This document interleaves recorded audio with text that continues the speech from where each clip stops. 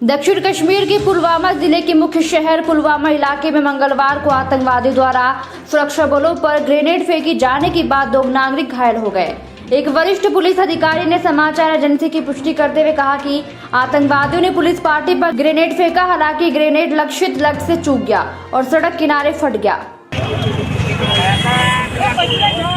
पूर्व मुख्यमंत्री महबूबा मुफ्ती ने जिला पूंछ की सुनरकोट तहसील का दौरा किया है और डाक बंगला सुनरकोट में पार्टी कार्यकारिणी के साथ समीक्षा बैठक की। जो आज बीजेपी सरकार जिन्होंने जो पूरे मुल्क के लोगों की हालत इतनी खराब कर दी कि अब वो अपना राशन भी नहीं खरीद पाते हैं, और ये 80 करोड़ लोगों को राशन जो दे रहे हैं वो कहाँ से आता है? वो तो यही किसान पैदा करता है ना। अगर किसान वो पैदा नहीं करता तो ये क्या देते? मगर 9 महीने से वो किसान खजल हो रहा है और इस सरकार की कान पे जू नहीं रेंग रही है, जो बहुत ही अफसोस की बात है। बातें तो ये बहुत बड़ी बड़ी करते हैं मगर सब लोगों की बेइज्जती करते हैं ये लोग। अब इलेक्शन मेरा मुद्दा नहीं है।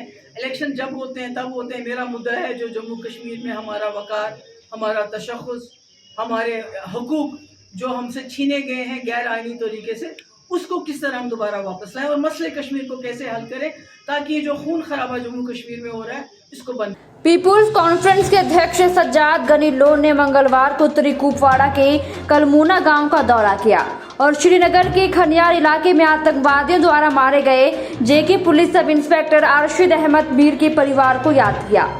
लोन ने अरशद के परिवार के प्रति गहरी संवेदना व्यक्त की और घटना को बेरहम और अमानवीय करार दिया है। उन्होंने कहा कि हिंसा के अंतहीन चक्र ने हजारों परिवारों को तबाह कर दिया और अनगिनत सपनों को अचानक ही अंत कर दिया है। लोन ने कहा कि कश्मीर में हिंसा भड़कने के बाद से ही लगातार दुख और दुख की स्थिति बनी हुई है।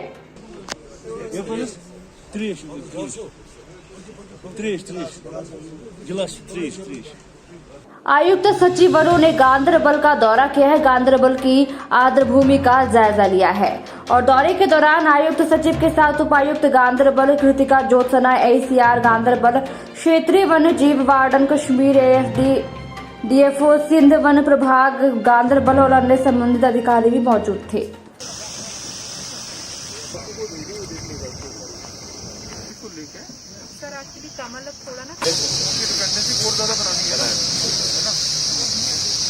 उपायुक्त राजौरी राजेश कुमार श्रवण के AS ने राजौरी से दरहाल की ओर ट्रैकिंग ग्रुप को हरी झंडी दिखाने की सहमति दी। तो जो है वो सेलिब्रेट हो रहा है यहाँ राजौरी में और यहाँ बहुत लोगों में जोश है। 2 फंक्शन जिससे चालू हो गए, एक मुशायरा हुआ और एक पूरे दिन का कल्चरल फेस्टिवल हुआ था। आज ट्रैकिंग के लिए जो 200-250 जो नौजवान लोग हैं, बच्चे और बच्चियाँ, ये ट्रैकिंग पे जा रहे हैं। आज इनका दरहाल में नाइट स्टे है, वहाँ बेस कैंप जो है वो बनाया गया है दरहाल में। आगे 2 दिन के लिए और होगा, 3 दिन का ये टोटल जो होगा ट्रैकिंग इनका रहेगा।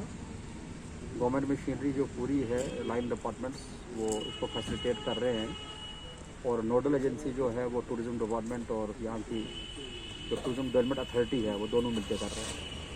विशेष रूप से विकलांग व्यक्तियों को सशक्त बनाने और उनके बीच चिकित्सा, मनोवैज्ञानिक, सामाजिक, आर्थिक और जीवन कौशल पर जागरूकता फैलाने के उद्देश्य से भारतीय सेना शिविर परिबल की 26 असम राइफल ने कार्यशाला का आयोजन किया है, जिसका संचालन श्रीमती निष्ठा ठाकर आनंद गुजरात स्थित एक गैर सरकारी संगठन होप डिसेबिलिटी सेंटर ने किया है।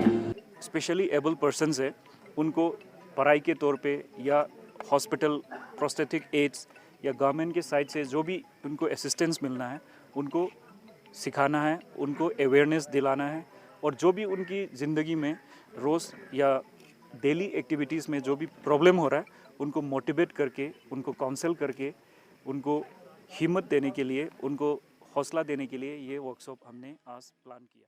जिला प्रशासन की अनूठी कौमी भावना के तहत उपायुक्त राजौरी राजेश किशवन ने आज BSF मुख्यालय राजौरी का दौरा किया। उपायुक्त एक रात परिसर में जवानों और अधिकारियों के साथ रहे और सुरक्षा और जिले के समग्र विकास के बारे में कई मुद्दों पर चर्चा की। यहाँ प्लांट्स लगाए गए। कल हमारी बातचीत यहाँ के पीस और डेवलपमेंट के ऊपर हुई। बहुत सारे इनिशिएटिव्स BSF जो बिल्कुल बॉर्डर के ऊपर रात दिन तैनात रहती है और पूरे एरिया को सिक्योर करती है। इसके अलावा बीएसएफ और सारे इनिशिएटिव्स यहाँ सिविल एडमिनिस्ट्रेशन से मिलकर पब्लिक की फलाह और बहबूदी के लिए, जैसे वेटनरी कैंप्स, मेडिकल कैंप्स।